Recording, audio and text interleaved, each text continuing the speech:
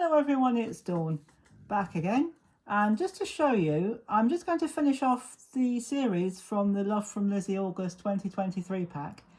And the reason I'm doing it this way is because these last 4 projects, apart from the last one, are fairly quick and easy. And even the last one, it might not be quick, but it is easy to put together. So I'm just going to show you these fully assembled. If at the end of this you feel that you would like a tutorial on any of them, please do leave me a comment below and I'll be happy to do one for you. So this one, I've used some of the peel-offs, the red and gold peel-offs, and I've used them to make a lattice background, and I've put this directly onto my cardstock. So this is just a small 5x5 card, and I've used one of the other decoupage. We've always used one. I've used one of the decoupage kits to make the assembly part in the middle, the main event, so to speak, the focal point, that's the word I was after. And I've used some of the other bits and split them in half just to do something with the corners, just to put something in the corners to make them nice and jolly. And this one is a top folding card and stands like that. I don't do many top folding cards, but that one is. But you could still do it a side folding card if you want to. So that's one of them. I'll let me put it out the way.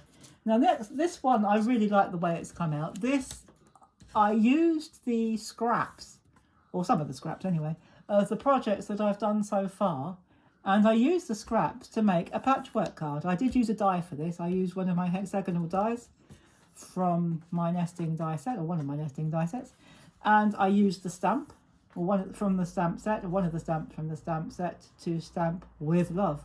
And again, I used the hexagons just to make a bit of a frame to put in the middle. And I really love the way this one's come out. I might be making some more patchwork cards and using different shape patches to find out the differences and how they all fit together. The next one is another notepad. And so this is just a very small, or smallish anyway. This is, I think it's about a 4x4 notepad. And I made just a flip top notepad cover, just a cover to go with it from the beautiful pack, from the beautiful papers in this pack. And if you wanted to, we could have scored this bit and folded it in half and made it into an easel card and put this lovely mat on the front, which we might do on one occasion or on another time. And the last thing I've made, which I might have to just pull out a bit. Yeah, I will. I'll just have to slide that out a bit so that you can see it. And I'll cover up my table underneath because that's not very nice. So let's just pop that back over there. And I've made this gorgeous gift bag, again with the papers. I had so many papers. I've still got lots of papers left over from this pack. So I think I've got enough to keep me going almost for another month. So this is such a fabulous pack and great value. It really is. And I've made this bag because I like all of the papers. They're fantastic. But this one, I'm not sure the camera picks it up, but it's got a sort of linen look on the front. And I thought it might look like a bit of a linen bag. And the front says, "Everything is better with love and laughter." Now, wouldn't that be fantastic? If all gift bags said that, wouldn't that be fantastic? So I'm going to give you a bit of a look at this bag. I'm going to just turn it over and show you the ends. This is using one of the other papers, which I thought coordinated beautifully. And I haven't scored it. All I did was I pinched it. Once I put it all together, all I did was I pinched it like that. You can score it down here and score it to the edges if you want to, but I didn't do that. I might do that in another tutorial, but I didn't do it for this one. All I did was I pinched it like that.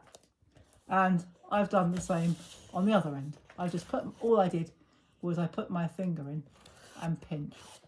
And on the top, we've got these gorgeous handles, which again are from the paper pack. All these papers coordinate. Doesn't matter what papers you put together, they coordinate with each other so beautifully.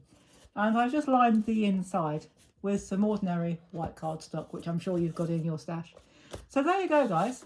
I'm going to pop the camera out again and see if I can keep that white background showing, because it's a lot nicer. I'm going to pop that out again, just a little bit. And actually, do you know what? I don't need to pop it out. Perhaps I can just bring the other stuff in as it is. So there's our notepad. Oops.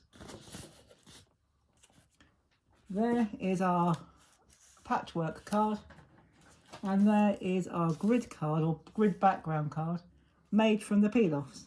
So I hope you've enjoyed this very brief video.